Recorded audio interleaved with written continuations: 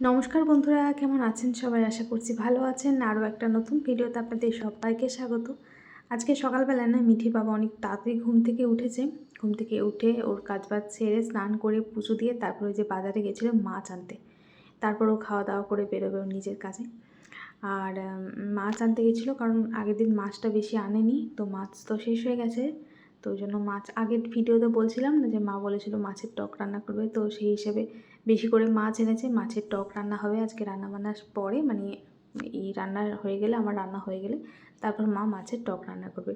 আর আগের দিনে ভিডিওতে দেখিয়েছিলাম যে কচু আর পুঁই শাক কেটে রেখেছিলাম। আজকে কচু, পুঁই শাক আর কুমড়ো দিয়ে তরকারি হবে, তো সেই তরকারিটাই আজকে হবে।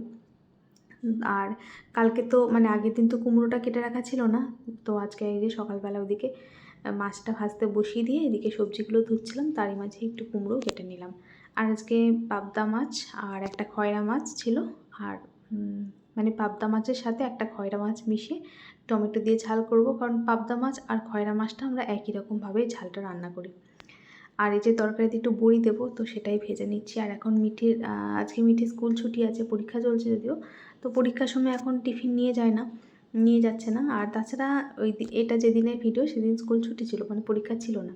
তো সেই হিসেবে এখন সকালবেলা ওর টিফিন বানানোটা নেই, সেই হিসেবে একটুখানি হলেও আমি ধীরে সুস্থে রান্নাটা করতে পারি। আর ওর টিফিন তারপর রান্না দুটো একসাথে যেদিন থাকে সেদিন খুবই তাড়াহুড়ো থাকে।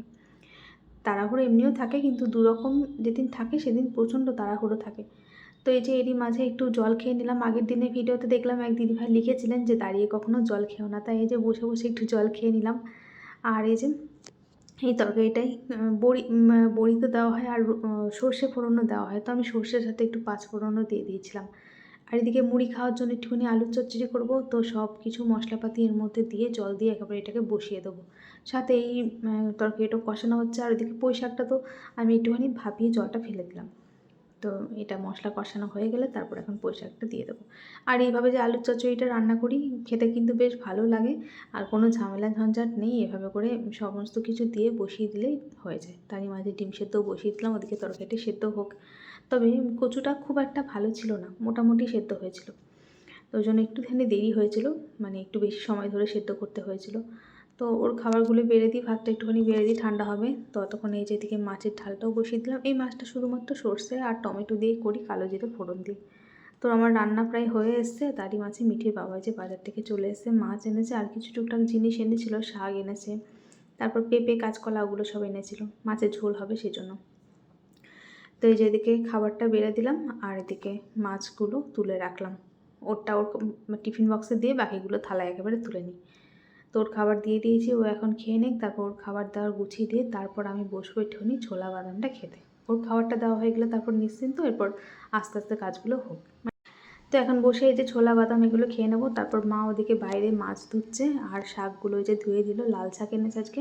তো শাকগুলো ধুয়ে দেওয়ার পর এই যে এখানে কাপড়ের মধ্যে মেলে দিয়ে এটাকে জলগুলো শুকিয়ে নিচ্ছি, কারণ এইভাবে আজকে তো কেটে রাখবো, জল শুদ্ধ রাখলে ফ্রিজে রাখলে পচে যাবে। তো এইভাবে জলগুলোকে ভালো করে কাপড়ে ছড়িয়ে মুছে তারপর শাকটাকে কেটে ফ্রিজে রাখবো। আর এই যে মাছে এই যে মা মাছ ধুয়ে নিয়ে চলে এসছে, মাছে একটু ডিমও ছিল। তো মিঠি আবার মাছ খায় না, কিন্তু মাছের ডিমটা খায়, টকে দিলে মাছের ডিমটা খেতে ভালোবাসে। তো এই যে যতটুকু মাছের মা টক রান্না করবে সেই মাছটার মধ্যে এই লবণ হলুদ মাখিয়ে রেখেছে, আর বাকি মাছটা ফ্রিজে রেখে দিলাম রান্নার জন্য। তো এই যে অনেকে সর্ষের তেলে করেন, তবে মা সাদা তেলেই টক রান্না করে, অল্প তেলের মধ্যে পাঁচফোড়ন শুকনো লঙ্কা দিয়ে, তেঁতুল গোলা, জল, লবণ আর গুড়। আমরা টকে গুড়ই দিই, আমাদের রান্নায় তো গুড়ই দেওয়া হয়, আগেও বলেছি, তো সেই হিসেবে গুড় দিয়েছি। আপনারা চাইলে চিনিও দিতে পারেন। তো এই টকটা কিন্তু মাছের টক কিন্তু মানে আমার শাশুড়ি মা কাঁচা মাছের টকই রান্না করেন।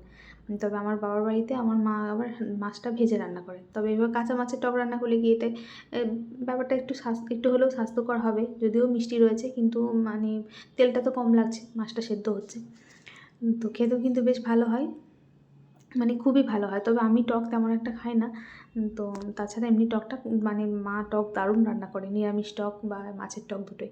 আর এই যে মিঠির জন্য যে মাছের ডিমগুলো, সেগুলো এই যে একটুখানি এভাবে করে ভেঙে ভেঙে দিয়ে দিচ্ছে ওরই সাথে।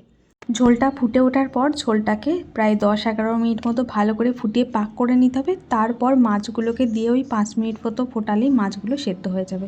তো এই যে মাছের টক আমাদের রেডি হয়ে গেছে, নামিয়ে নিয়েছি।